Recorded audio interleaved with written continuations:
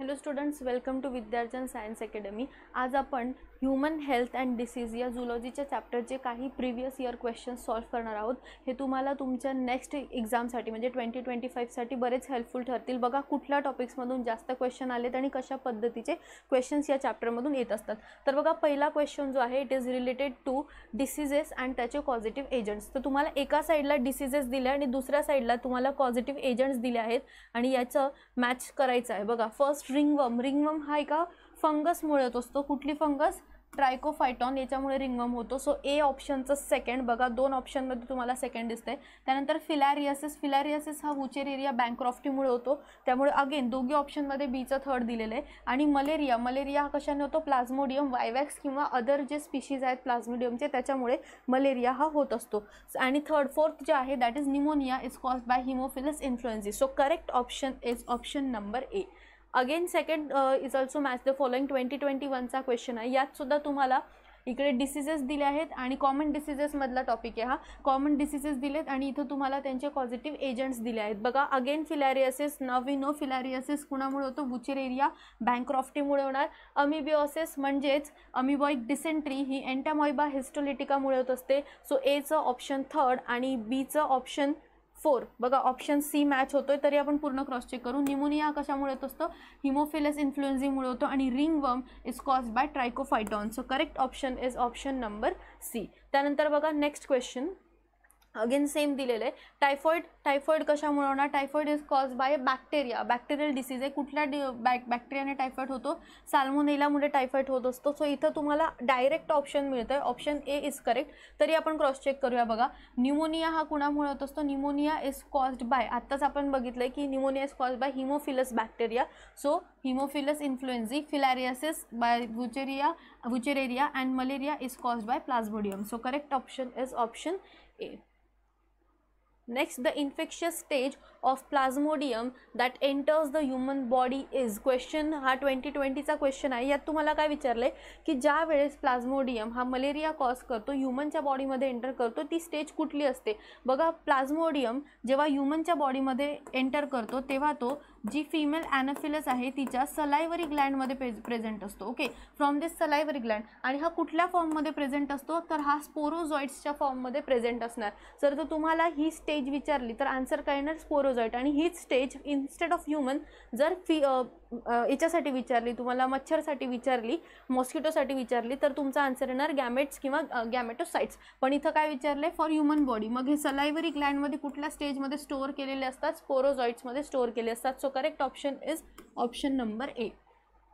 Next बघा, identify the correct pair representing positive agent of typhoid fever and confirmatory test for typhoid. Okay, so टायफॉइडचा positive agent कुठला आहे? Typhoid is a bacterial disease. कुठल्या बॅक्टेरियामुळे होतो? Salmonella. So दोन option आहेत तुमच्याकडे, साल्मोनेला, टायफीचे. नंतर विचारले की कुठली टेस्ट केली जाते? बघा टायफॉइडसाठी आपण साल्मोनेला टायफी हा पॉझिटिव्ह एजंट धरतो. पॉझिटिव्ह एजंट काय? Salmonella typhi. आणि टायफॉइडसाठी जी कन्फर्मेटरी टेस्ट परफॉर्म केली जाते that is the Widal test. Okay, जी फर्स्ट वीक नंतर म्हणजे टायफॉइड झाल्याच्या फर्स्ट वीक नंतर ही टेस्ट केली जाते, known as Widal test. So correct option is option number D. नंतर sixth question, in which disease does mosquito transmitted pathogen cause chronic inflammation of lymphatic vessels. बघा lymphatic वेसल्सचं जे inflammation आहे ते कुठल्या डिसीजमुळे होत असतं? Because of elephantiasis. बघा ऑप्शन्स दिलेत, elephantiasis, ascariasis, amoebiasis and ringworm disease. So we all know की जो एलिफेंटासिस आहे किंवा फिलॅरियासिस आहे यामध्ये काय होत असतं? जे लिम्फॅटिक वेसल्स आहेत त्यांच्यामध्ये प्रॉपर इन्फ्लामेशन येतं आणि साईज जी असते लेगची किंवा जी लोअर लिम्स आहे याच्यामध्ये खूप मोठं इन्फ्लामेशन येत असतं. So correct option is option number A. Next question बघा 2015चा क्वेश्चन आहे. ॲझमा मे बी ॲट्रिब्युटेड टू. म्हणजे ॲझमा कशामुळे होतो? बघा काय दिलं आहे? Option number 1 bacterial infection. नाही, ॲझमा जो आहे हा कधीही बॅक्टेरियामुळे होतो नसतो, त्यामुळे एक चुकीचं ऑप्शन आहे. सेकंड दिलं allergic reaction of the mast cell in lungs. Correct आहे. बघा जेव्हा सुद्धा ॲझमा होतो, ॲझमामध्ये ब्रीदिंग इश्यूज होतात, रेस्पिरेटरी इश्यूज होतात. हे इश्यूज का होतात? Because of the hypersensitivity of person. Hypersensitivity म्हणजे काय? एखाद्या पर्सनला एखाद्या ॲलर्जनची जर जास्त सेन्सिटिव्ह असेल, एखादा पर्सन खूप जास्त रिॲक्ट करत असेल त्याची इम्युन सिस्टीम, तर त्याला आपण ॲलर्जिक कंडिशन म्हणतो. आणि अशा ॲलर्जिक कंडिशनमध्ये ॲझमाची कंडिशन रिडाईव्ह होऊ शकते. ठीक आहे, ॲझमा होऊ शकतो. So correct option is asthma may be attributed due to allergic reaction. Inflammation होत नाही आणि फ्लुइड अक्युम्युलेशन हे न्यूमोनियामध्ये होत असतं, ॲझमामध्ये होत नाही. So correct option is option number B. त्यानंतर बघा infection of Ascaris usually occurs by. Option दिलेत की ॲस्कॅरिसचं जे इन्फेक्शन आहे ते कुणामुळे होतं. ऑप्शन दिलेत eating imperfectly cooked pork. Second option दिली CC fly. Third option is mosquito bite and fourth option is drinking water containing eggs of ascaris. Okay, ॲस्कॅरिसचं जे इन्फेक्शन आहे it is cause due to कशामुळे होतं, containing. हे बघा एग्सच्या स्टेजमध्ये Ascaris हा आपल्या बॉडीमध्ये एंटर करतो आणि त्याची जी पुढची ग्रोथ आहे ती आपल्या बॉडीत होत असते. So correct option is option number D, that is drinking water containing eggs of Ascaris. Next question 2013चा क्वेश्चन आहे. Identify the site where Wuchereria bancrofti is normally found in human body. आत्ताच आपण हा क्वेश्चन सॉल्व्ह केला की human बॉडीमध्ये वुचेरेरिया बँक्रॉफ्टी हा कुणाला अफेक्ट करत असतो. तर वुचेरेरिया बँक्रॉफ्टी बघा ऑप्शन्स दिले लिम्फॅटिक वेसल्स, मसल्स, ब्लड आणि स्किन. तर कुणाला अफेक्ट करणार, ऑब्व्हियसली लिम्फॅटिक वेसल्सलाच अफेक्ट करू शकतो. So correct option is option number A, that is lymphatic vessels of lower limbs. आणि कधी हे जे इन्फेक्शन आहे हे जेनायटल्सपर्यंत सुद्धा जाऊ शकते. त्यानंतर नेक्स्ट क्वेश्चन बघा, motile zygote of plasmodium occurs in. Okay, जो प्लाझ्मोडियमचा मोटाईल झायगोट आहे हा आपल्याला कुणामध्ये दिसतो. बघा प्लाझ्मोडियमच्या लाईफ सायकलचे दोन स्टेजेस आहेत, एक सेक्शुअल लाईफ सायकल आणि ए सेक्शुअल. ह्युमन बॉडीमध्ये त्याची ए सेक्शुअल लाईफ सायकल होत असते आणि जो वेक्टर आहे किंवा जो कॅरियर आहे दॅट इज मॉस्किटो, फिमेल ॲनाफिलसच्या बॉडीमध्ये त्याची सेक्शुअल लाईफ सायकल होत असते. तर मोटाईल झायगोट जो दिलेला आहे, मग झायगोट म्हणजे सेक्शुअल लाईफ सायकल म्हणजे त्याचं फ्युजन झालं असणार. आधी फ्युजन कोणामध्ये होणार, फिमेल बॉडीमध्ये, फिमेल ॲनाफिलस बॉडीमध्ये, मॉस्किटोमध्ये. म्हणजे याचा अर्थ जो झायगोट फॉर्मेशन आहे तो सुद्धा कशामध्ये होतोय, ॲनाफिलस. मग आता विचारलं काय, कुठे स्टोअर असतात हे प्रेझेंट असतात salivary glands of Anopheles. Okay, so हे कुठे प्रेझेंट आहेत, these are so salivary glands of Anopheles. तर या सलायव्हरी ग्लँड आणि गट दोन ऑप्शन आहेत आपल्याकडे ॲनाफिलसच्या कुठल्या पार्टमध्ये असतील. तर हे कुठे असतात, सलायव्हरी ग्लँड. मग सलायव्हरी ग्लँडमध्ये डायरेक्ट झायगोट असतो का, नाही. बघा सलायव्हरी ग्लँडमध्ये झायगोट नंतरची जी स्टेज आहे दॅट इज स्पोरोझॉइड. हे स्पोरोझॉइड्स इथं स्टोअर असतात. मग बिफोर स्पोरोझॉइड गटमध्ये काय होणार, there is fusion of male and female gametes. त्यामुळे ॲक्च्युअल आन्सर आपलं काय येणार, option number A, that is gut of female Anopheles. Female ॲनाफिलसच्या गटमध्ये काय प्रेझेंट असतात, मोटाईल झायगोट प्रेझेंट असतात. आणि नंतर हे कुठे in the form of sporozoites हे कुठे स्टोअर होत असतात, in the form of sporozoites हे स्टोअर होतात in to the salivary glands of the Anopheles. Okay, so correct option is option number A. त्यानंतर बघा जो नेक्स्ट क्वेश्चन आहे that is Widal test is carried out to test. आत्ताच आपण बघितलं की जर टायफॉईड असेल तर टायफॉईडच्या फर्स्ट वीक नंतर विडाल टेस्ट केली जाते. So correct option is option number D. Next बघा, common cold differs from pneumonia in that. 2022चा क्वेश्चन आहे की कॉमन कोल्ड हा निमोनियापासून कसा डिफर होतो. फर्स्ट ऑप्शन दिलं आहे, pneumonia is communicable disease whereas common cold is nutritional deficiency disease. चुकीचं आहे, common cold is not a nutritional deficiency disease. त्यानंतर second option, pneumonia can be prevented by live attenuated bacterial vaccine whereas the common cold has no effective vaccine. Again this statement is also wrong. आपल्याला विचारलं actual difference काय बघा. Third statement दिले, pneumonia is caused by virus. Okay, pneumonia while common cold is caused by the bacterium. नाही, pneumonia हा majorly व्हायरसमुळे होऊ शकतो पण मेजरली बॅक्टेरियामुळे होतो, दॅट इज स्ट्रेप्टोकोकस निमोनी. आणि common cold is caused by bacteria, नाही बॅक्टेरियामुळे होतो का, रिनो व्हायरसमुळे मेजरली कॉमन कोल्ड होत असतो. सो बॅक्टेरियम कुठला दिला इथे, Haemophilus influenzae. No, so this is also incorrect. आणि लास्ट स्टेटमेंट दिलं आहे बघा, pneumonia pathogens infects the alveoli. Yes, बरोबर आहे. निमोनियाचा जो पॅथोजन आहे तो आपल्या रेस्पिरेटरी ट्रॅकमध्ये ॲल्व्होलाई अफेक्ट करतो, wear as the common cold affects the nose and respiratory. Same statement, हे सेम स्टेटमेंट तुमच्या NCERTमध्ये दिलेलं आहे. So correct option is option number D. हा जो डिफरन्स आहे बघा, काय डिफरन्स आहे की निमोनिया हा कुठे अफेक्ट करतो, ॲल्व्होलायला अफेक्ट करतो निमोनियाचा जो बॅक्टेरिया आहे. आणि नंतर कॉमन कोल्डमध्ये आपला नोज आणि रेस्पिरेटरी ट्रॅक्ट हे इफेक्ट होत आहेत किंवा अफेक्ट होत आहेत. So correct option is option number D और ऑप्शन नंबर 4. नेक्स्ट क्वेश्चन बघा, 2011चा क्वेश्चन आहे, where will you look for the sporozoites of malarial parasites. Okay, मलेरियाचे जे पॅरासाइट्स आहे आत्ताच आपण सॉल्व्ह केलं की हे स्पोरोझाइट्स कुठे प्रेझेंट असतील. बघा स्पोरोझाइट्स हे मच्छरमध्ये प्रेझेंट असतात. आता दोन ऑप्शन आहे, एकतर त्याच्या गटमध्ये किंवा सलायव्हरी ग्लँडमध्ये. तर कुठे प्रेझेंट असतात बघा, saliva of infected female ॲनोफिलस, red कॉर्प्युस्कल्स हे तर येणारच नाही. ह्युमनमध्ये स्पोरोझाइट्स एंटर करतात, त्याला अफेक्ट कुठल्या स्टेजला करतात, स्पोरोझाइटच्या स्टेजला करतात, स्प्लीनमध्येही नाही. आणि salivary glands of freshly moulted female Anopheles. Okay, so correct answer freshly मॉल्टेडमध्ये पण नसणार. So correct answer is option number A, that is saliva of infected female Anopheles. Infected female ॲनोफिलसच्या सलायव्हरी ग्लँडमध्ये स्पोरोझाइट्स हे प्रेझेंट असतात. Okay, तिथं store केलेले असतात. आणि हेच जेव्हा हा जी फिमेल आहे एखाद्या हेल्दी पर्सनला जाऊन बाईट करणार, हा डिसीज ती पुढे ट्रान्सफर करणार. नेक्स्ट क्वेश्चन बघा. Question number 14. Which one of the following options gives the correct matching of disease with the causative organism and mode of action? Okay, काय विचारलंय की जे डिसीजेस दिलेले आहे ते करेक्ट कुणासोबत, पॉझिटिव्ह ऑर्गॅनिझम सुद्धा करेक्ट पाहिजे आणि जी मोड ऑफ ॲक्शन आहे ती सुद्धा करेक्ट पाहिजे. मग बघा फर्स्ट ऑप्शन आहे टायफॉइड. येस, टायफॉइड साल्मोनेला टायफीमुळे होतो, पण इन्स्पायर्ड एअरने होतो का, कंटॅमिनेटेड फूड अँड वॉटरमुळे होत असतो. So first is incorrect. त्यानंतर निमोनिया बघा, निमोनिया इज कॉज्ड बाय, हा ऑप्शन इथं हवा होता आणि हे तिकडे हवं होतं. So pneumonia is caused bye streptococcus pneumoniae. Okay, so this is correct. कोणामुळे होत असतो, स्ट्रेप्टोकॉकस निमोनीमुळे होतो. आणि येस, ड्रॉपलेट इन्फेक्शन. ओके, म्हणजे इन्फेक्टेड पर्सनच्या ड्रॉपलेट्समधून हा पुढे ट्रान्सफर होऊ शकतो.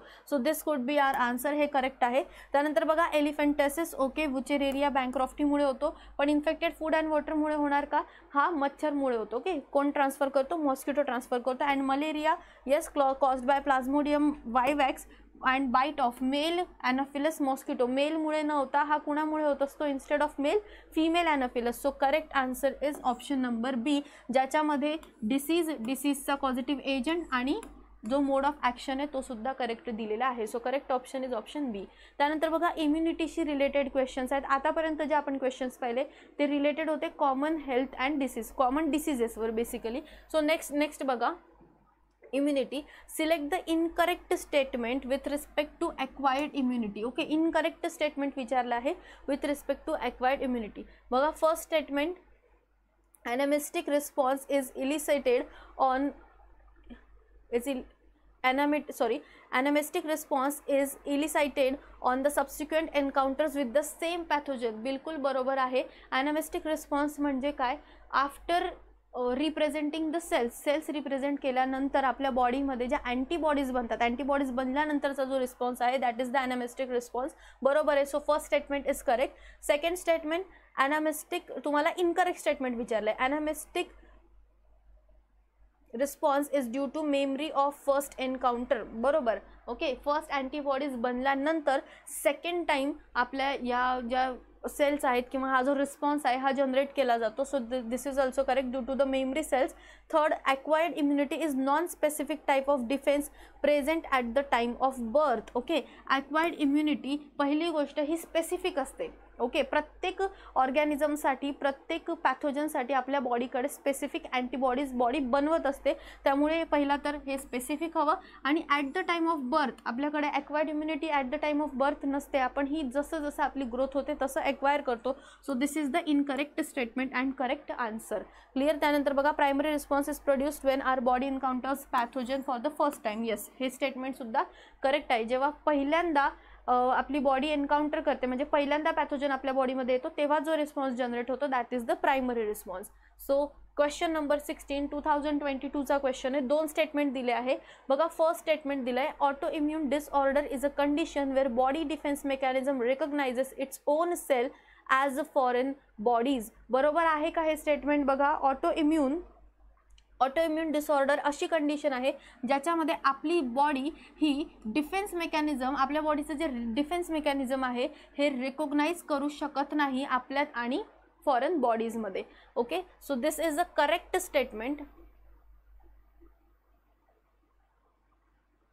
So this is a correct statement. यामध्ये बॉडी डिस्क्रिमिनेट नाही करू शकत. ओके, आपल्या सेल्सला फॉरेन बॉडीज म्हणून ओळखते. सो हे करेक्ट स्टेटमेंट आहे. Second statement, rheumatoid arthritis is a condition where body does not attack self cells in the light. बघा पहिले तर इथंच हे स्टेटमेंट चुकीचं होतं, कारण ऱ्युमेटॉइड आर्थरायटिस ही कशी कंडिशन आहे, इट इज फॉर्म्ड किंवा ह्या कंडिशन कशामुळे होतात, ऑटो इम्यून डिसऑर्डर आहे, ही पण एक टाईपची ऑटो इम्यून डिसऑर्डर आहे.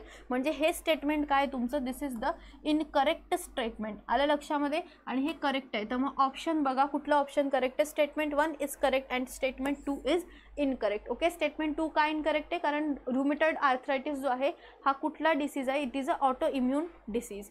नेक्स्ट क्वेश्चन बघा, which of the following reasons is mainly responsible for graft rejection. Okay, graft rejection हे कुठल्या सेल्समुळे किंवा कुठल्या इम्यून रिस्पॉन्समुळे होतं. ग्राफ्ट रिजेक्शन कधी होत असतं, जेव्हा आपण एखादा टिश्यू ट्रान्सप्लांट करतो आणि आपली इम्यून सिस्टीम ही ओळखते की हा आपल्या बॉडीचा नाही, फॉरेन बॉडीचा पार्ट आहे, त्यावेळेस तुमचा कुठला मेडिएटेड रिस्पॉन्स, ओके, म्हणजे कुठल्या सेल्स काम करतात, मेजरली टी सेल्स काम करत असतात.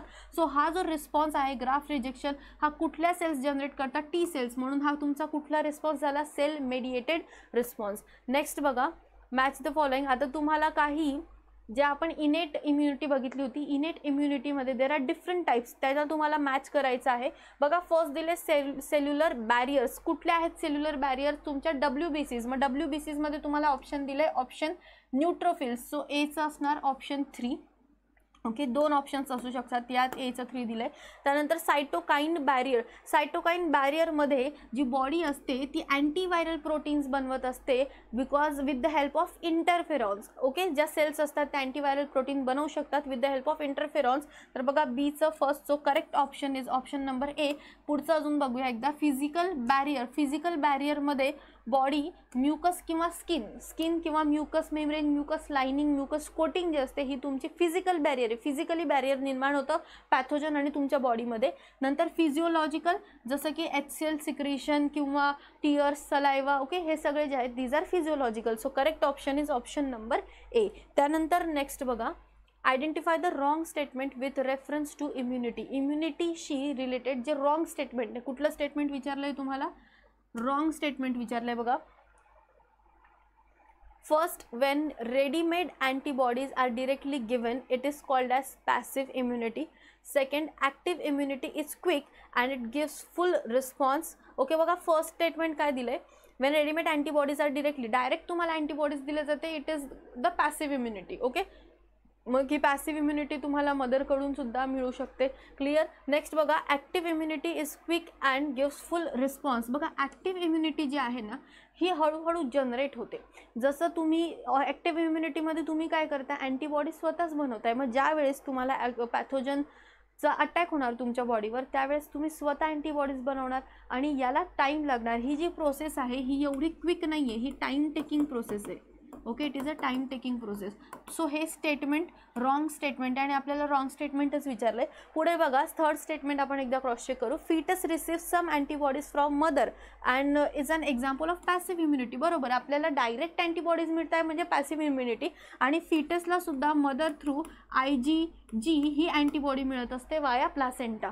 त्यानंतर बघा, when expose to antigen living or dead, antibodies are produce in the host body and it is called as active immunity. बरोबर, आपल्याला वॅक्सिन थ्रू डेड सुद्धा किंवा लिव्हिंग सुद्धा पॅथोजन जो आहे, अँटीजन जो आहे तो दिला जाऊ शकतो, आणि तरी सुद्धा आपली बॉडी, तो डेड असो किंवा लिव्हिंग असो अँटीजन, आपली बॉडी काय प्रोड्यूस करणार, अँटीबॉडी प्रोड्यूस करणार, आणि antibodies production is a type of active immunity. So correct option आणि wrong statement is option number B. Why it is wrong ते पण आपण डिस्कस केले. त्यानंतर नेक्स्ट क्वेश्चन बघा, 2019चा क्वेश्चन आहे. Humans have acquired immune system that produces antibodies to neutralize the pathogens. Okay, acquired immunity आपल्याकडे आहे. Still innate immune system is present at the time of birth. जरी आपल्याकडे ॲक्वायर्ड इम्युन सिस्टीम असली तरी सुद्धा ॲट टाइम ऑफ बर्थ आपल्याकडे innate immune system का present आहे. तर बघा, फर्स्ट दिलं, it provides passive immunity. Second is very specific and uses different मायक्रोफेजेस.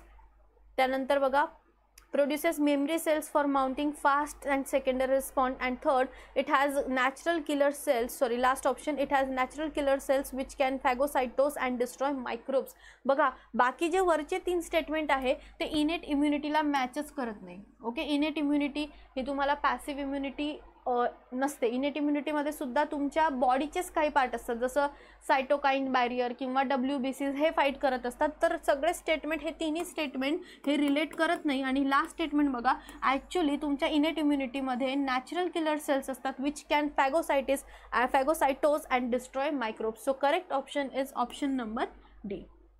Next बघा क्वेश्चन नंबर 21. कोलेस्ट्रम 2019चा क्वेश्चन आहे. Colostrum the yellowish fluid secreted by mother during the initial days of lactation is very essential to impart immunity to newborn infants because. कारण या कोलेस्ट्रममध्ये काय present असतं, कुठली antibody present असते बघा, या कोलेस्ट्रॉममध्ये IgG अँटीबॉडीज म्हणजे इम्युनोग्लोबिन A प्रेझेंट असतो. So correct option is option number ए. एक प्रकारची इम्युनिटी आपल्याला, पॅसिव्ह इम्युनिटी आपल्याला मिळत असते.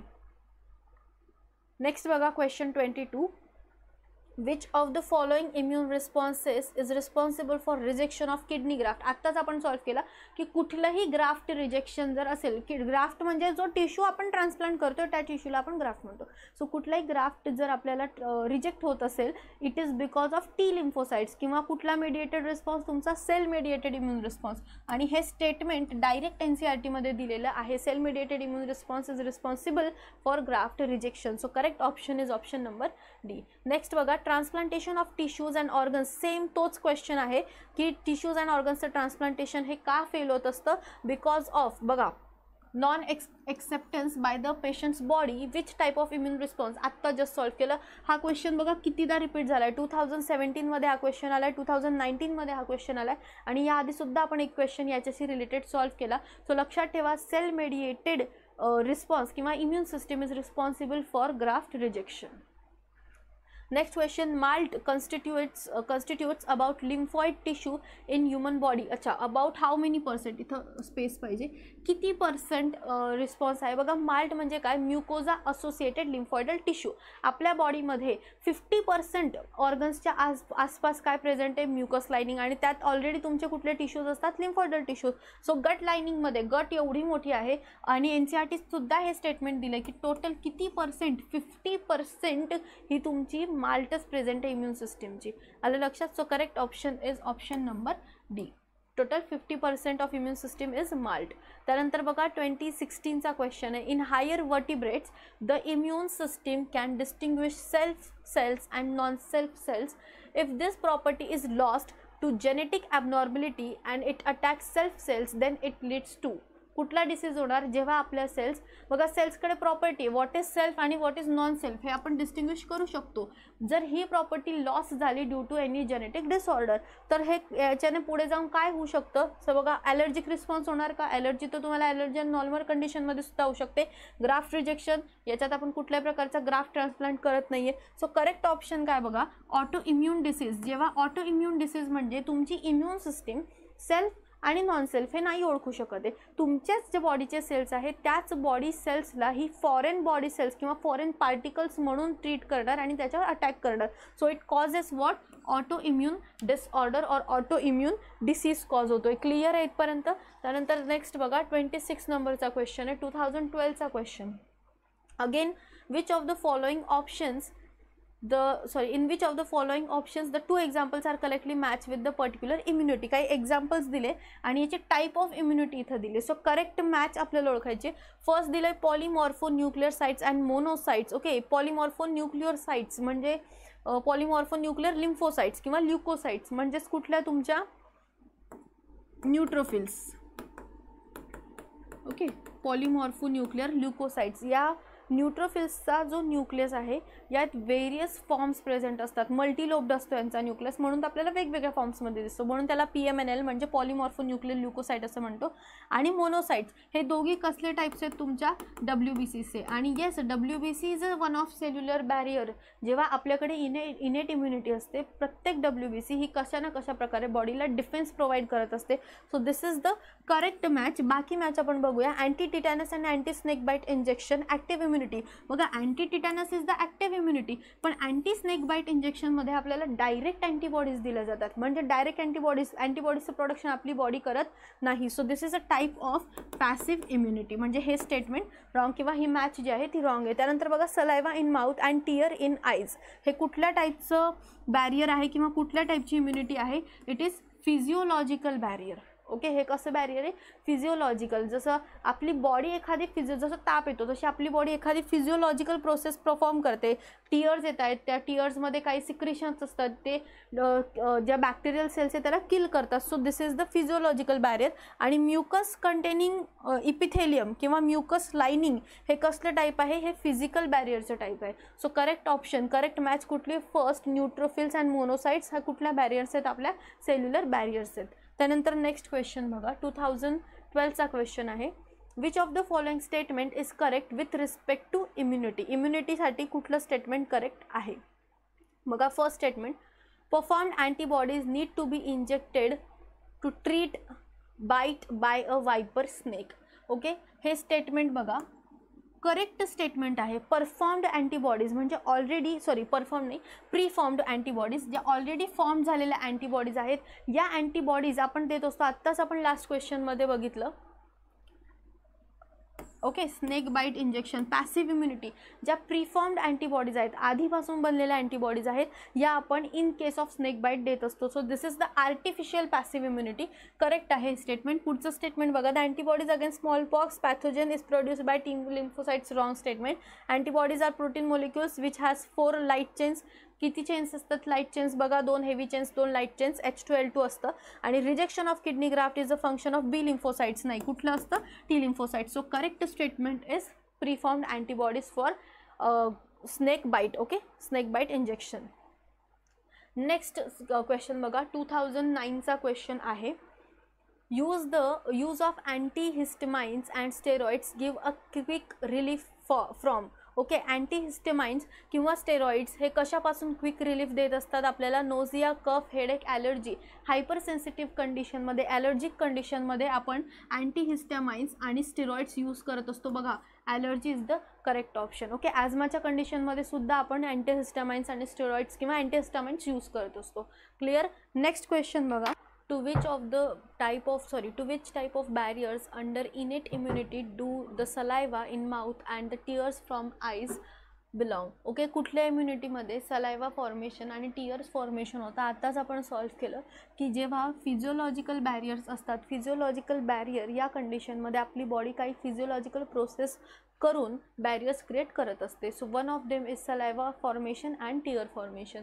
नेक्स्ट बघा, the cell in the human body invaded by the human immunodeficiency virus. जेव्हा HIV आपल्या बॉडीत एंटर करतो, कुठल्या सेलला इन्व्हेड करतो? हा मायक्रोफेजेसला इन्व्हेड करू शकतो, किंवा याच्या व्यतिरिक्त जी मेजर सेल याचा अटॅक असते, हे डायरेक्ट आपल्या कशावर अटॅक करतो? हा आपल्या डायरेक्ट TH सेलवर म्हणजे T हेल्पर सेलवर अटॅक करत असतो. So correct option is T helper cell. या व्यतिरिक्त मायक्रोफेजेसला पण अटॅक करतो, पण याचं जे मेन प्रायमरी टार्गेट आहे that is the T helper cells. हा काय करणार? T हेल्पर सेल्समध्ये जाणार, त्यामध्ये त्याचं रिप्रोडक्शन करणार, रिप्रोडक्शन केलं, रेप्लिकेशन करणार. बेसिकली रेप्लिकेशन केल्यानंतर ती सेल, त्या सेलमधून जे रेप्लिकेटेड व्हायरस निघाले ते जाऊन दुसऱ्या सेल्सला इन्फेक्ट करतील आणि हळूहळू TH सेल्सचा नंबर कमी होत जाणार. त्यानंतर बघा, damage to thymus in child may lead to. जर चाइल्डची थायमस ग्लँड डॅमेज झाली तर त्या चाइल्डमध्ये कुठला प्रॉब्लेम होऊ शकतो? बघा, रिडक्शन इन हिमोग्लोबिन. बघा, थायमसचा आणि हिमोग्लोबिनचा असा एवढा काही संबंध नाही. त्यानंतर reduction in stem cells production, stem सेल्सचा आणि थायमसचा एवढा संबंध नाही. Loss of antibody mediated immunity. Okay, and loss of cell mediated immunity. बघा, अँटीबॉडी मेडिएटेड म्हणजे बी लिम्फोसाइट. तुमच्या बी लिम्फोसाइट्स आणि टी लिम्फोसाइट्स दोन टाईपचे आहेत, बी लिम्फोसाइट्स आणि टी लिम्फोसाइट्स. या दोघी लिम्फोसाइट्स बनतात कुठे? बोन मॅरोमध्ये. फॉर्मेशन यांचं बोन मॅरोमध्ये होतं. पण ज्या टी लिम्फोसाइट्स आहेत म्हणजे ज्या तुमच्या सेल मेडिएटेड इम्युनिटीच्या लिम्फोसाइट्स आहेत, त्यांचं मॅच्युरेशन हे कुठे होत असतं? थायमस ग्लँडमध्ये. जर एखाद्या चाइल्डमध्ये जर थायमस ग्लँड ही डॅमेज झाली तर त्याच्यामध्ये सेल मेडिएटेड इम्युनिटीचा लॉस होऊ शकतो. नेक्स्ट क्वेश्चन बघा, short lived immunity acquired from mother to foetus across placenta or through mother's milk. Okay, जी शॉर्ट लिव्ह इम्युनिटी फिटसला मिळालेली आहे फ्रॉम प्लासेंटा किंवा मदरच्या मिल्कने, that is IgA and IgG the infant, ही कशात येते? मग डायरेक्ट इम्युनिटी जेव्हा मिळते, ज्यात अँटीबॉडीज बनवायची गरज लागत नाही, अशा इम्युनिटीला आपण काय म्हणतो? Passive immunity. So correct option here is passive immunity. Next question बघा, interferons are synthesized in response to.